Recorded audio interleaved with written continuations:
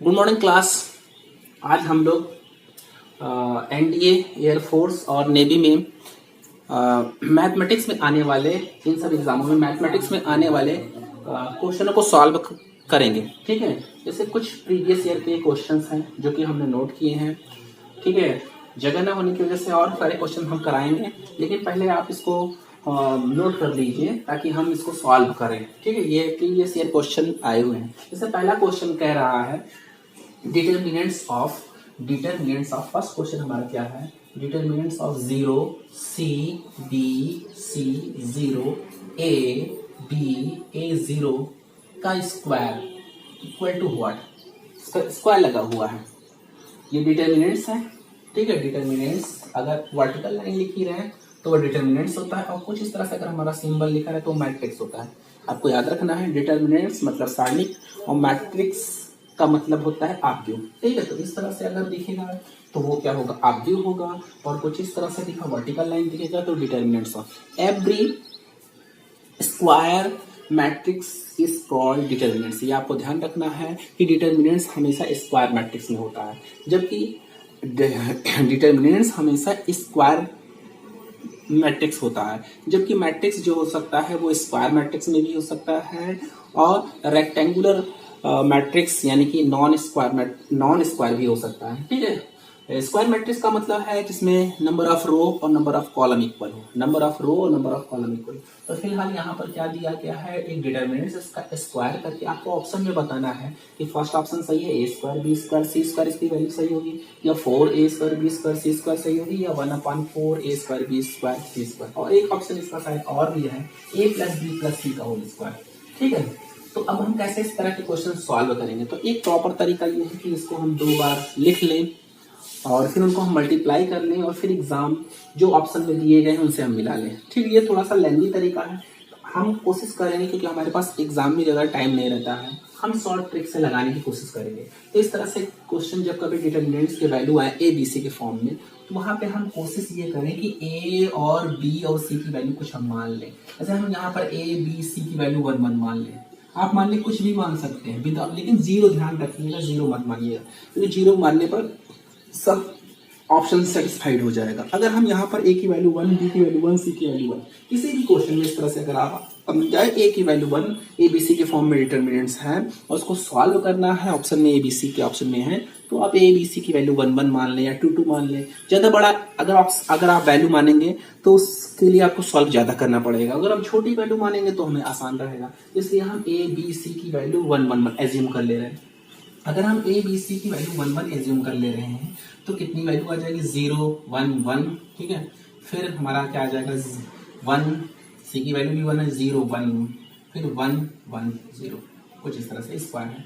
तो अगर हम इसका स्क्वायर कर दें, अब इसका एक्सपेंशन कर दें, कैसे एक्सपेंशन कर देंगे, किसी रो या किसी कॉलम, जैसे हम फर्स्ट रो के रिस्पेक्ट में, फर्स्ट रो का मतलब यहाँ पे 0 1 1 जो लिखे हुए हैं, तो हमने पहला एलिमेंट 0 लिखा, फिर दूसरा एलिमेंट लिखा, फिर हमने तीसरा एलिमेंट लिखा, कुछ इस तरह से हमने लिख लिया। ठीक, याद रखना है पहले सिंबल प्लस होता है, फिर माइनस, फिर प्लस अल्टरनेट। यहाँ जो जिसके रिस्पेक्ट में हम ये R1 के रिस्पेक्ट में प्रसार कर रहे हैं, फर्स्ट रो के रिस्पेक्ट में कर रहे हैं, तो R1 के रिस्पेक्ट में करेंगे, उसके एलिमेंट बाहर लिख दिए जाते हैं। फिर उसके बाद जिसके रिस्पेक्ट में आपको प्रसार करना है, इसके लिए उसको आपको वर्टिकली क्या कर लेना है, कुछ इस तरह से ढक लेना है। आपको जिसके रिस्पेक्ट में प्रसार करना, एक्सपेंशन करना है, उसको वर्टिकली उसको उस लाइन को आपको, अगर R1 के रिस्पेक्ट में कर रहे हैं तो R1 वाली लाइन आप ढक कर लीजिए, ओपेक कर लीजिए। R2 अगर कर रहे हैं रिस्पेक्ट में तो R2 की लाइन को ओपेक कर लीजिए, मतलब ढक लीजिए। R3 के रिस्पेक्ट में कर रहे हैं तो R3। तो सबसे पहले हम R1 वाली लाइन को ढक ले रहे हैं क्योंकि इसी के रिस्पेक्ट में कर रहे हैं। फिर उसके बाद पहले के लिए पहले वर्टिकल लाइन छिपा लीजिए। तो यहाँ पर आप इसको अगर करेंगे तो कुछ इस तरह से ये 4 एलिमेंट बचेंगे, तो क्या जाएगा, 0 1 1 0, इस तरह से।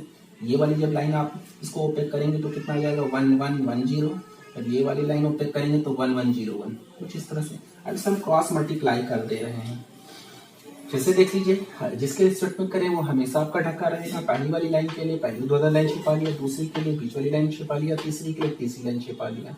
इस तरह पहली लाइन छिपाएंगे तो ये 4 एलिमेंट बचेंगे। बीच वाले के लिए बीच वाली लाइन छिपाएंगे तो ये 4 एलिमेंट 1 1 1 0 ये बचे। तीसरी के लिए तीसरी ऊर्ध्वाधर लाइन छिपाएंगे तो ये 4 एलिमेंट बचेंगे 1 0 0 1 0 1 1। अब इसका अगर हम क्रॉस ये चूंकि अगर अंदर चाहे जो भी आएगा, बाहर जीरो लिखा है तो उसकी वैल्यू क्या हो जाएगी, जीरो। फिर अब इसका हम क्रॉस मल्टीप्लाई करेंगे, इसका इससे, इसका इससे, तो क्या आ जाएगा, जीरो माइनस वन वन जा वन प्लस वन, इसमें मल्टीप्लाई करेंगे, वन वन जा वन आ जाएगा। इस तरह से अगर हम ब्रैकेट खोलें तो यहाँ क्या आ जाएगा, minus one plus one plus one plus one plus one plus two. और स्क्वायर करने के लिए बात कह रहा है तो आप स्क्वायर अगर इसका कर देंगे दोनों की वैल्यू तो कितना आ जाएगा, दो का स्क्वायर कितना हो जाएगा, चार। तो इस तरह से हमारा ऑप्शन क्या आना चाहिए, चार। ठीक है, तो अब हम यहाँ पर जब एबीसी की वैल्यू एलएचएस साइड में इसमें भी रखें तो इसमें भी हम कहीं एबीसी की वैल्यू वन वन वन रख लेंगे। ठीक है, अगर हम एबीसी की वैल्यू वन वन रखें यहाँ पे तो क्या यहाँ हमें चार देगा, नहीं, एक ही देगा। एक की वैल्यू वन रखेंगे, वन का स्क्वायर वन, डी का स्क्वायर डी वन रखना, डी का स्क्वायर भी वन होगा, इस तरह से बन जाए। जब यहाँ पर हम वैल्यू अगर रखेंगे एबीसी की वैल्यू वन वन वन तो कितना आ जाएगा, वन का स्क्वायर वन, वन का स्क्वायर वन, वन का स्क्वायर मल्टीप्लाई वन, और वन को अगर हम चार से मल्टीप्लाई करेंगे तो चार आ जाएगा। तो हमारा ऑप्शन क्या ये है, सही हो जाएगा, 4a स्क्वायर बी स्क्वायर सी। क्यों, क्योंकि हम जब एक्सपेंशन कर रहे हैं तो वहां भी चार आ रहा है, और इधर भी अगर एबीसी की वैल्यू वन वन अगर हम सब्स्टिट्यूट करेंगे तो वहां भी वैल्यू कितनी आ जाएगी, 4 हो जाएगा। तो इस तरह से हम बिना एक्सपेंशन किए ज्यादा इस तरह के क्वेश्चन और टिपिकल हो सकते हैं। आप वहां पर कुछ भी वैल्यू एज्यूम कर लें, लेकिन कोशिश करें जीरो ना रखें और ज्यादा बड़ी वैल्यू ना रखें। छोटी सी वैल्यू आप ए की वैल्यू प्लस वन या माइनस वन कुछ इस तरह से एबीसी की वैल्यू सब्स्टिट्यूट कर दीजिए और ऑप्शन में आप पुट कर दीजिए। दोनों अगर इक्वल हो जा रहे हैं जो भी, वो हमारा सही है। ये थोड़ा हमारा छोटा शॉर्ट ट्रिक है, इसको आप स्क्रीनशॉट ले लीजिए या नोट कर लीजिए। ठीक है, ताकि हम अगले क्वेश्चन नंबर सेकंड की तरफ चलें। इसको आप नोट कर लीजिए सबसे पहले।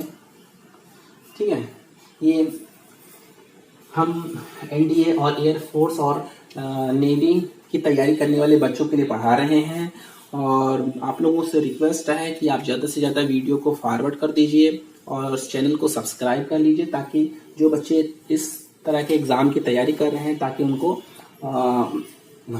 एक तरह से जानकारी मिल जाए और ज़्यादा से ज़्यादा मैं इस टाइप का वीडियो बना सकूं। ठीक है, आपने नोट कर लिया होगा। क्वेश्चन नंबर सेकंड क्या कह रहा है, क्वेश्चन नंबर सेकंड क्या कह रहा है,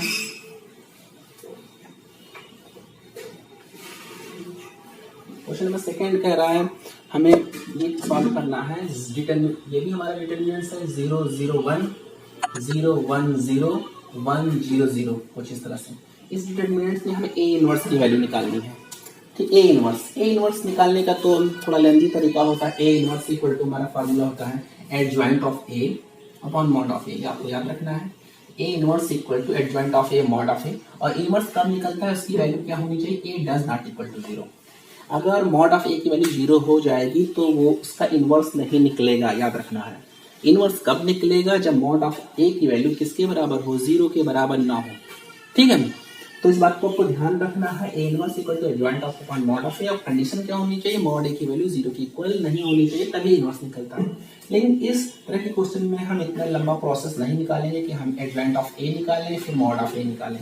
इस तरह के क्वेश्चन में हमें ध्यान रखना है। इस तरह से एनसीईआरटी में क्वेश्चन दिया गया है कि अगर ए की वैल्यू, आपको थोड़ा सा बहुत मेमोराइज करने की जरूरत पड़ेगी उस ट्रिक से। ए की वैल्यू अगर x 0 0 0 y z कुछ इस तरह से 0 0 एंड z दिया हुआ है।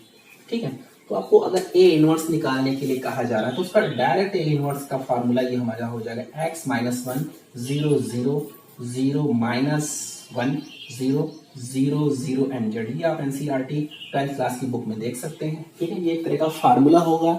तो एग्जाम में अक्सर ऐसे क्वेश्चन दिए जाते हैं जो बुक से रिलेटेड हो एनसीईआरटी बेस्ड पर, तो कुछ इसी क्वेश्चन पर वहां पर ये न्यूमेरिकल बनाने की कोशिश की गई है कि अगर ए की वैल्यू हमारी आ जाए x 0 0 0 y 0 और 0 0 z, तो उसका इनवर्स क्या होगा, डायरेक्ट आपको याद रखना है x inverse 0 0 0 y inverse 0 0 and z inverse. कुछ इस तरह से हमारा उसका इनवर्स निकल सकता है। तो ठीक इसी प्रकार अगर हम 1 का देखें डायगोनल्स यहाँ पर इधर की जगह इधर दिया हुआ है तो उससे कोई मतलब नहीं, क्योंकि अगर इंटरचेंज करें तो हमारा वही हो जाएगा।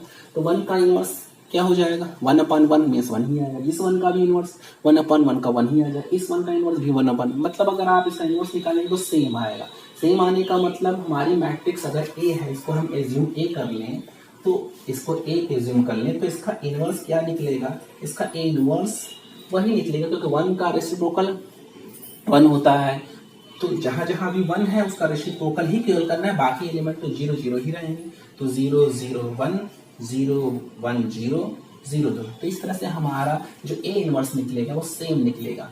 तो यानी कि हम ये कह सकते हैं यहाँ पर, हम इधर इसको स्पेस लिख दे रहे हैं, इनवर्स हमारा क्या वैल्यू निकलेगा, ए इनवर्स की वैल्यू अगर आप देखें तो ए इनवर्स की वैल्यू निकलेगी 0 0 1 0 1 0 एंड 1 0 0। क्यों? क्योंकि हम 1 का रेसिप्रोकल करेंगे तो भी 1 आएगा जहां भी 1 है। तो इस तरह से ए इनवर्स और ए की वैल्यू क्या है, सेम है। तो ऑप्शन में क्या दिया हुआ है, कोई फाइंड द ए इनवर्स कह रहा है, तो फाइंड द ए इनवर्स किसके इक्वल हो जाएगा, ए के इक्वल हो जाएगा। तो इस तरह से हम कह सकते हैं यहाँ पर इस फार्मूले पर ये क्वेश्चन, ये इस फार्मूले पर बहुत सारे क्वेश्चन एग्जाम में पूछे जा सकते हैं, आपको ध्यान रखना है। अक्सर यहाँ पर कोई नंबर दे देंगे 2 3 4, तो आपको एक पूछेगा, तो आप लेंदी तरीके से इस वाले फार्मूले से कभी नहीं लगाएंगे। क्यों? क्योंकि हमारे पास 1 डे एग्जाम में टाइम बहुत कम रहता है, आप बहुत कम समय में हमें क्वेश्चन लगाना रहता है, शॉर्ट ट्रिक तरीके से लगाना लगता है, किसी तरह से हमें आंसर तक पहुंचना लगता है। ठीक है, तो इसको बात को आपको ध्यान रखना है। अगर मान लीजिए यहाँ पर 1 1 की जगह ना देकर 1 2 3 दे दिया जाता है, इसको पहले आप स्क्रीनशॉट कर लीजिए, नोट कर लीजिए ताकि हम इरेज कर लें इसको। ठीक है, इस क्वेश्चन पर मान लीजिए यहाँ सपोज दैट 1 2 3 दे दिया जाता है, एक्स की वैल्यू 1 0 0 0 2 0 0 0 3, कुछ इस तरह से दे दिया जाता है। ठीक है, इस तरह से अब आपसे एग्जाम में पूछा जाएगा ए इनवर्स की वैल्यू बताइए, ए इनवर्स की वैल्यू बताइए, फाइंड द ए इनवर्स। तो आप adjoint of A upon mod of A जैसा फार्मूले से नहीं लगा सकते। क्यों? क्योंकि हमारे पास इतना टाइम एग्जाम में, 1 डे एग्जाम में, एयरफोर्स एनडीए या इस तरह के नेवी एग्जाम में जहां मैथमेटिक्स पूछा जाता है बहुत कम टाइम रहता है। तो उसके लिए हमें काम क्या करना है, हम पहले ही बताए, इस तरह से अगर मैट्रिक्स दिखे तो केवल आपको डायगोनल्स का रेसिप्रोकल कर देना है। आपको सिर्फ अगर डायगोनल, इसको कहते हैं डायगोनल मैट्रिक्स, याद रखना इस तरह के मैट्रिक्स को जिसमें केवल डायगोनल के एलिमेंट हो बाकी सब जीरो हो, उसे हम क्या कहते हैं, डायगोनल मैट्रिक्स। तो डायगोनल मैट्रिक्स का इनवर्स हमेशा डायगोनल मैट्रिक्स का इनवर्स कर दिया जाता है। यानी ए इनवर्स क्या हो जाएगा, 1 का रेसिप्रोकल 1 ही होगा, बाकी सब 0 0, फिर 0 2 का रेसिप्रोकल 1/2, यहाँ 0, फिर 0 0 और 3 का रेसिप्रोकल कितना हो जाएगा 1/3। तो इस तरह से हमारा ए इनवर्स निकल आएगा। तो ये हमारा बिना सॉल्व किए हमने आंसर सॉल्व कर लिया। तो इस तरह से आपको ट्रिक आपको ध्यान रखना है। एग्जाम में अक्सर क्वेश्चन प्रीवियस ईयर के क्वेश्चन पूछे जाते हैं, कुछ क्वेश्चन ट्रिकी पूछे जाते हैं, कुछ क्वेश्चन सॉल्व वाले पूछे जाते हैं। तो हमें ट्रिक वाले और प्रीवियस ईयर क्वेश्चन को हमेशा लर्न किए, याद किए रहना है, ताकि हमारा कम समय में वो सब क्वेश्चन लग जाए, केवल हमें कुछ ही क्वेश्चन को सॉल्व करना पड़े। अगर इस बात का हम ध्यान नहीं रखेंगे तो एग्जाम को सॉल्व नहीं कर, एग्जाम में क्वेश्चन को सॉल्व नहीं कर सकते हैं। इसको आप नोट कर लीजिए। ठीक है, जब कभी भी डायगोनल मैट्रिक्स दिखे और उसका इनवर्स निकालने के लिए कहा जाए तो उस डायगोनल मैट्रिक्स के एलिमेंट को हम क्या कर देंगे, व्युत्क्रम कर देंगे। जैसे यहाँ 1 का व्युत्क्रम 1/1 1 ही आएगा, 2 का व्युत्क्रम 1/2 और 3 का रेसिप्रोकल यानी व्युत्क्रम 1/3, बाकी सब एलिमेंट वही रहेंगे। ये हमारा ए इनवर्स निकल आएगा, इसको आप नोट कर लीजिए। एक बात और, एग्जाम में मैट्रिक्स पे एक क्वेश्चन और भी बहुत पूछा जाता है, सिंगुलर मैट्रिक्स से पूछा। 2 प्रकार, एक होता है हमारा सिमेट्रिक मैट्रिक्स और स्क्यू सिमेट्रिक मैट्रिक्स है, या skew symmetric matrix, skew symmetric matrix. इसमें एग्जाम में ये इस पे पूछा बहुत ज्यादा आता है। स्क्यू सिमेट्रिक मैट्रिक्स का मतलब है mod of A equal to -a। अगर हम किसी मैट्रिक्स का ट्रांसपोज करें और वहां पर -a, इस मैट्रिक्स के -a की वैल्यू आ जाए तो उसी को हम स्क्यू सिमेट्रिक मैट्रिक्स कहते हैं। ठीक है, स्क्यू सिमेट्रिक मैट्रिक्स कैसे हम पहचानेंगे, स्क्यू सिमेट्रिक मैट्रिक्स में डायगोनल्स हमेशा 0 होते हैं। स्क्यू सिमेट्रिक मैट्रिक्स में डायगोनल्स हमेशा क्या होते हैं, 0 होते हैं। और क्या, और ये कह सकते हैं यहाँ पे जो एलिमेंट लिखा रहेगा वही एलिमेंट यहाँ पे नेगेटिव साइन लिखा रहेगा। जैसे देख लीजिए, जो एलिमेंट अगर मान लीजिए यहाँ a है तो यहाँ -a आ जाएगा, यहाँ अगर b होगा तो यहाँ क्या आ जाएगा -b, अगर यहाँ c है तो यहाँ क्या आ जाएगा -c। कुछ इस तरह से हमारा पहचानने का तरीका है। ये आपस में इक्वल विद नेगेटिव, ये आपस में इक्वल एंड नेगेटिव, और ये इस तरह से अगर मैट्रिक्स लिखा है तो वो समझ जाइए स्क्यू सिमेट्रिक मैट्रिक्स लिखा हुआ है। और स्क्यू सिमेट्रिक मैट्रिक्स के डायगोनल, दूसरी बात क्या है, स्क्यू सिमेट्रिक मैट्रिक्स के डायगोनल हमेशा क्या होते हैं, 0 होते हैं। ये लिख सकते हैं diagonal element of skew symmetric matrix, skew symmetric matrix is always zero. ये याद रखना, बहुत इंपॉर्टेंट बात है कि diagonal element of skew symmetric matrix is always zero. Skew symmetric matrix के डायगोनल हमेशा क्या होते हैं? जीरो।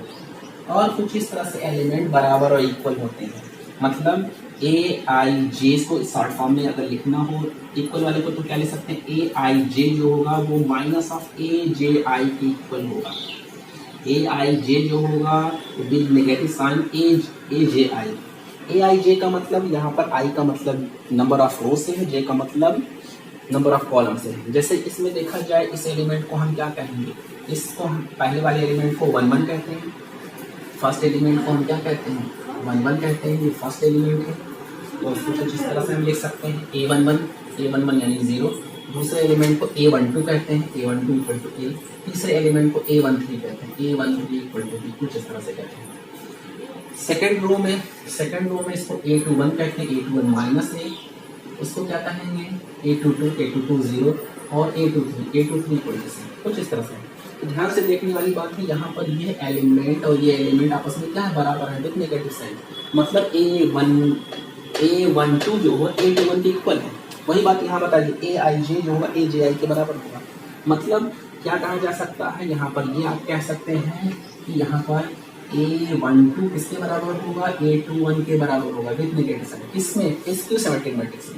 अगर A23 लेंगे तो इसकी वैल्यू होगी माइनस A32 के इक्वल होगी, और A31 अगर लेंगे तो माइनस A13 के इक्वल होगा। और बाकी सब एलिमेंट जो होंगे जैसे A11 A22 और A33 ये सब वैल्यू किसके बराबर हो जाएगी? 0 हो जाएगी।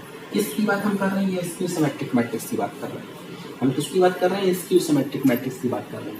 तो स्क्यू सिमेट्रिक मैट्रिक्स में क्या पहले डेफिनेशन होगी कि डायगोनल एलिमेंट, पहली definition A dash equal to minus A, मतलब ट्रांसपोज, अगर किसी मैट्रिक्स का ट्रांसपोज किया जाए और with the minus negative sign के साथ उस मैट्रिक्स के बराबर इक्वल है तो उसको हम स्क्यू सिमेट्रिक मैट्रिक्स कहते हैं।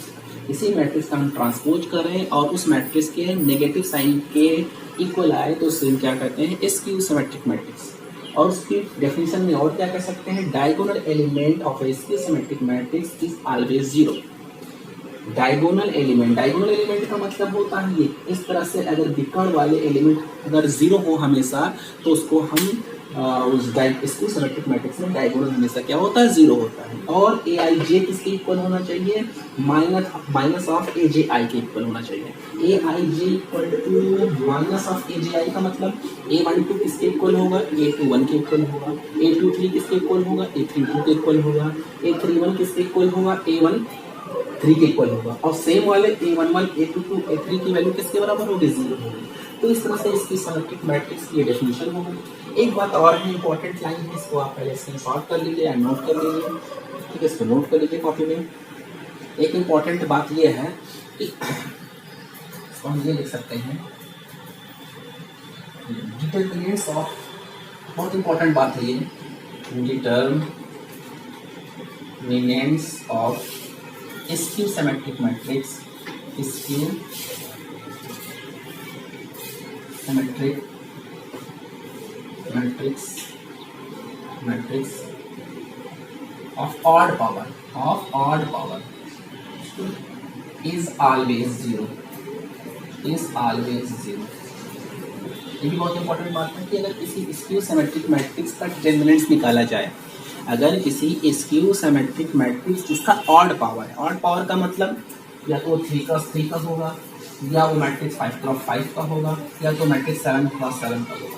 इस तरह के अगर ऑर्डर के हो, ऑड पावर का मतलब ये हुआ। ऑड पावर का मतलब क्या हुआ? इसका जो ऑर्डर होना चाहिए 3x3, मतलब उसमें 3 रो 3 कॉलम होने चाहिए, और या 5x5 के होने चाहिए, या 7x7, 2x2 के नहीं हो सकते हैं, 4x4 के नहीं हो सकते। अगर ऑड पावर का कोई स्क्यू सिमेट्रिक मैट्रिक्स है, अगर कोई ऑड पावर का स्क्यू सिमेट्रिक मैट्रिक्स है तो उसका डिटरमिनेंट्स मतलब मैग्नीट्यूड 0 होगा। याद रखना है, अगर कोई ऑड पावर का स्क्यू सिमेट्रिक मैट्रिक्स है तो उसका मॉडुलस हमेशा क्या होगा? 0 होगा। इस बात को ध्यान देना है। एग्जाम में अक्सर बहुत क्वेश्चन बिहार एग्जाम में पूछे जाते हैं, बच्चे सॉल्व करने लगते हैं, कुछ भी ऐसे लिखा हुआ मान लीजिए सपोज 0 लिख दिया 50 -50 30, क्वेश्चन देखिए बन गया 0, ठीक है, और -30, फिर इसके बाद -45 +45 से 0, कुछ इस तरह से। अब आपसे पूछा जा रहा है इसका डिटरमिनेंट्स निकालिए। अब इसका क्या करेंगे, एक्सपेंशन करेंगे। एक्सपेंशन करेंगे तो टाइम हमारा लॉस होगा, अगर टाइम लॉस होगा। अगर इसको ध्यान दें, क्या ये इक्वल एलिमेंट है? हाँ है। क्या ये वाले एलिमेंट इक्वल है? हाँ है। क्या ये वाले एलिमेंट इक्वल है? और क्या डायगोनल एलिमेंट 0 है? तो अगर इन सब कंडीशन को होल्ड करें, इसका मतलब ये कैसी मैट्रिक्स बन जाएगा हमारा? स्क्यू सिमेट्रिक मैट्रिक्स बन जाएगा। इस प्रकार का मैट्रिक्स बन जाएगा स्क्यू सिमेट्रिक मैट्रिक्स। ठीक है, पहली बात है स्क्यू सिमेट्रिक मैट्रिक्स बनेंगे। अब आपको देखना क्या ये ऑड पावर का है कि नहीं है ऑड पावर का। हाँ देखिए, इसमें 1 रो 2 रो 3 रो, कितने कॉलम? 1 कॉलम 2 कॉलम 3 रो।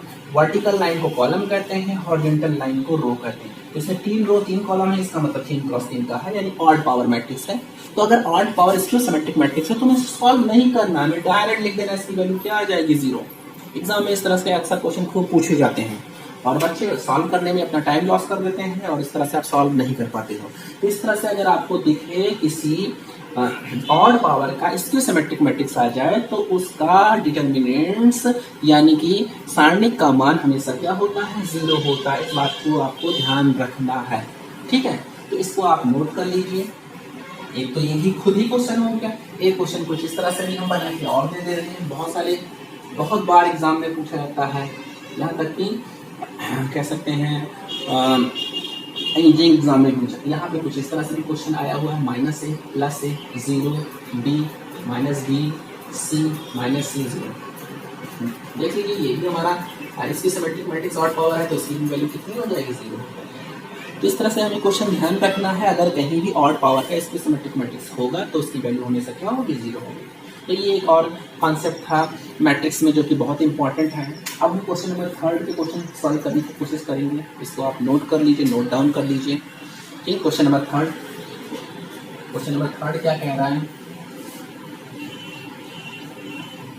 क्वेश्चन नंबर 3 कह रहा है 1 ओमेगा। ओमेगा क्या है? Omega is a cube root of unity है। Omega is a cube root of, omega is cube root of unity. Cube root of unity का मतलब क्या हुआ? क्यूब रूट ऑफ यूनिटी का मतलब ये है कि अगर हम x की वैल्यू 1/3, अगर 1 की वैल्यू अंडर क्यूब रूट निकालें, अगर 1 का क्यूब रूट निकालें, उसी को तो हम ओमेगा कहते हैं। ठीक है, तो कुछ इस तरह से अगर हम x की वैल्यू हम ओमेगा की वैल्यू थोड़ी सी ओमेगा के बारे में, प्रॉपर्टी के बारे में देख ले रहे हैं। हमने क्या मान लिया? x = 1। Cube root of unity का मतलब 1, यूनिटी का मतलब क्या होता है? 1, और क्यूब रूट का मतलब 1 का हमें क्यूब रूट लेना है। तो 1 का क्यूब रूट मतलब 1 की पावर 1/3। ठीक है, क्यूब रूट यूनिटी का मतलब 1 की पावर 1/3, यूनिटी मीन्स 1। अब क्या काम करेंगे? दोनों साइड में क्यूब कर दो, टेकिंग बोथ साइड क्यूब। तो इधर क्या हो जाएगा? x क्यूब हो जाएगा, इधर क्या हो जाएगा? 1। इसको ओमेगा मान लीजिए, ओमेगा, इधर क्या आ जाएगा? Omega cube. अगर क्यूब करेंगे तो क्यूब 1/3 का क्यूब करेंगे, कुछ इस तरह से क्यूब कट जाएगा। तो ओमेगा क्यूब इक्वल टू कितनी हो जाएगी? 1। तो पहला हमें फार्मूला ये पता चल गया, पहला डेफिनेशन की ओमेगा क्यूब की वैल्यू 1 होती है। ओमेगा क्यूब की वैल्यू क्या होती है? 1 होती है। दूसरा, अगर हम 1 को इधर ले आए तो ओमेगा क्यूब -1 = 0। अगर 1 को इधर ले आए, ओमेगा क्यूब -1, ओमेगा क्यूब को ओमेगा क्यूब के लिए, तो -1 को हम 1 का क्यूब लिख सकते हैं। अब इसमें हम a क्यूब -b क्यूब की आइडेंटिटी यूज कर लेंगे। a क्यूब -b क्यूब की आइडेंटिटी यूज करेंगे तो क्या आएगा? Omega -1 omega square plus omega +1 बराबर 0।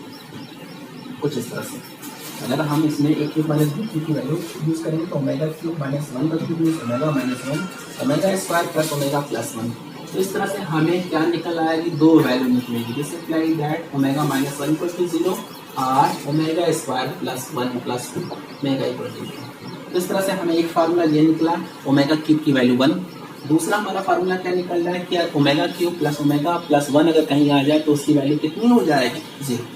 ओमेगा क्यूब प्लस ओमेगा +1 = 0 आ जाए तो उसकी वैल्यू कितनी हो जाएगी? 0। एक बात और, हम यहाँ से अगर क्वाड्रेटिक फार्मूला लगा दें तो ओमेगा की भी वैल्यू और निकल आएगी। मतलब एक तो यहाँ से ओमेगा बराबर 1 आ गया। दूसरा r अगर हम क्वाड्रेटिक फार्मूला लगा दें, क्वाड्रेटिक फार्मूला मतलब x = -b + -√b² - 4ac/2a, ये वाला है। तो ओमेगा बराबर क्या आ जाएगा? -b। b का मतलब ओमेगा के कोफिशिएंट, ओमेगा का कोफिशिएंट 1 है, plus minus under root B का स्क्वायर 1 का square minus 4ac 1 upon 2a a की वैल्यू 1। इस तरह से अगर हम इसको सॉल्व करेंगे तो ओमेगा की वैल्यू क्या आएगी -1 plus minus 1 minus 4 means -3 upon 2। -3 को हम आई लिख सकते हैं तो -1 प्लस माइनस √3i/2। तो ये हमारी ओमेगा की वैल्यू आ जाएगी। एक प्लस में हम ले लेंगे, एक माइनस में ले लेंगे। तो इस तरह से ये ओमेगा का इंट्रोडक्शन है, आप इसको भी नोट कर सकते हैं। अब यहाँ पर हमें ये सॉल्व करना था 1 ओमेगा प्लस ओमेगा स्क्वायर कुछ इस तरह से। इसको पहले आप स्क्रीनशॉट कर लीजिए, नोट कर लीजिए कि ओमेगा क्यूब की वैल्यू 1 होती है। दूसरा 1 प्लस ओमेगा स्क्वायर की वैल्यू 0 होती है। तीसरा ओमेगा की क्यूब प्रोबेबिलिटी में पहला रूल हमारा क्या होगा, ओमेगा इक्वल टू 1 और 2 और रूल होंगे। क्यूब रूट का मतलब 3 रूल होंगे। तो पहला ओमेगा की वैल्यू 1 पहला रूल होगा और 2 रूल यहाँ से देखे निकालेंगे -1 प्लस माइनस √3/2 बढ़ जाएगा। इस तरह से हमारे ओमेगा के सब रूट निकल आए और 2 फार्मूले हमें पता चले। एक ओमेगा क्यूब की वैल्यू 1 और दूसरा 1 प्लस ओमेगा स्क्वायर क्या हम यूज कर सकते हैं 0।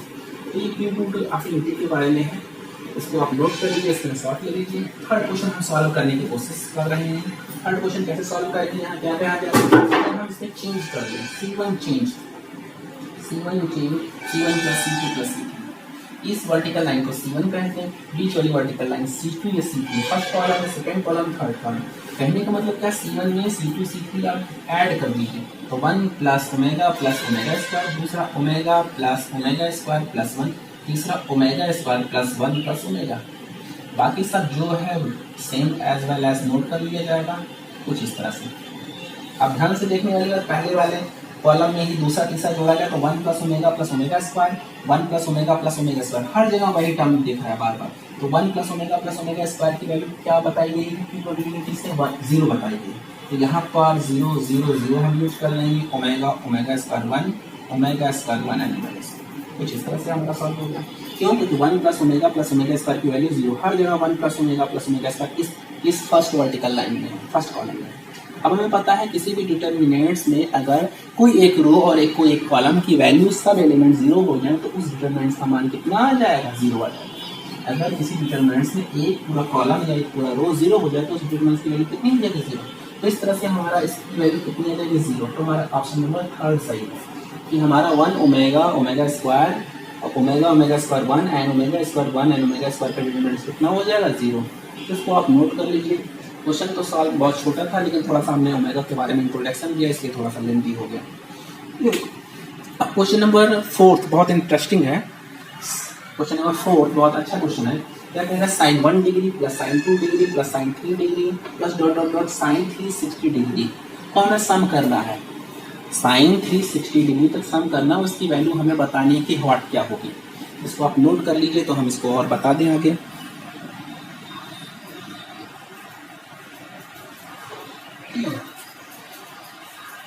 तो ध्यान से देखने की जरूरत है, इसको कैसे सॉल्व करेंगे। देखिए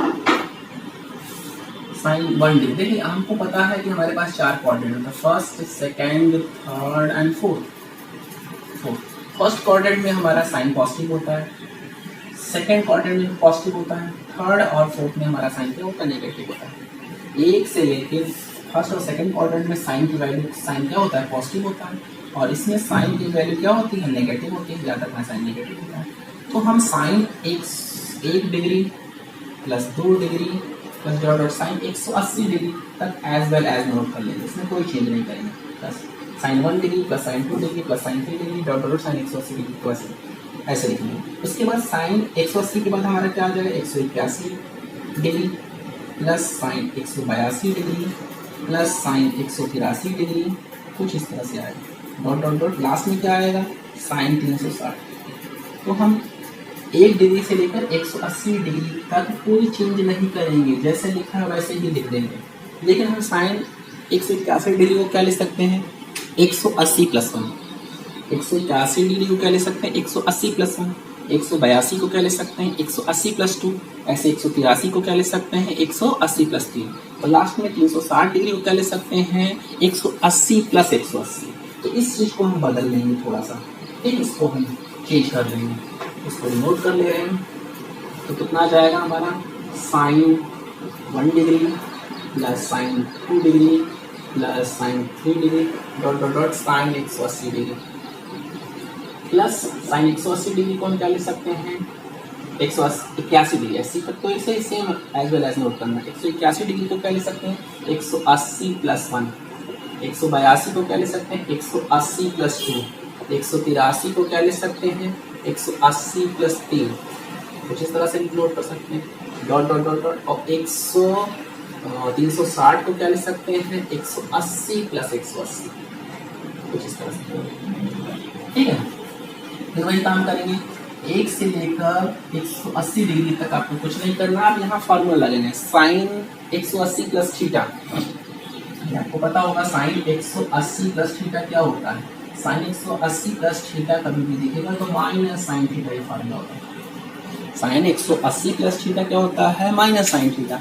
तो जहाँ भी ये फार्मूला हम यूज अगर करेंगे, हम इसी को नोट कर ले रहे हैं सबको, ऊपर वाले को नहीं, sine 180 plus 1 minus sine 1 degree plus sine 180 plus 2 minus sine 2 degree plus sine 180 plus 3 minus sine 3 degree 3 degree plus dot dot dot dot, और साइन 180 प्लस 180 कितना हो जाएगा लास्ट में टर्म माइनस साइन 180 डिग्री।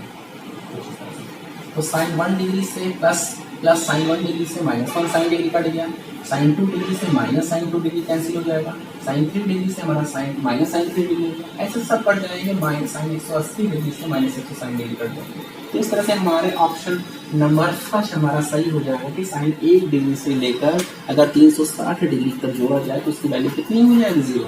यही नहीं याद रखना, ये क्वेश्चन कॉस पर भी पूछा जाएगा तो भी वैल्यू हमारी क्या होगी 0 होगी, याद रखिएगा। अगर यही क्वेश्चन कॉस पर भी पूछा जाएगा, cos 1 degree plus cos 2 degree plus cos 3 degree cos 360 degree, अगर इस पर भी पूछा जाए तो क्यों, क्योंकि वहाँ भी cos दो जगह दो क्वाड्रेंट में पॉजिटिव होता है, दो क्वाड्रेंट में क्या होता है नेगेटिव होता है। इस तरह से आप नोट कर लीजिए। अगर आपको वीडियो अच्छा लगा तो आप ज़्यादा से ज़्यादा शेयर और चैनल को सब्सक्राइब कर दीजिए। चैनल का नाम है साइंस क्लासेस गोंडा, आप चैनल का नाम क्या ले सकते हैं, हमारे चैनल का नाम है साइंस क्लासेस गोंडा। इसको आप ज़्यादा से ज़्यादा शेयर कर दीजिए और सब्सक्राइब कर दीजिए। इसी के साथ धन्यवाद, थैंक यू।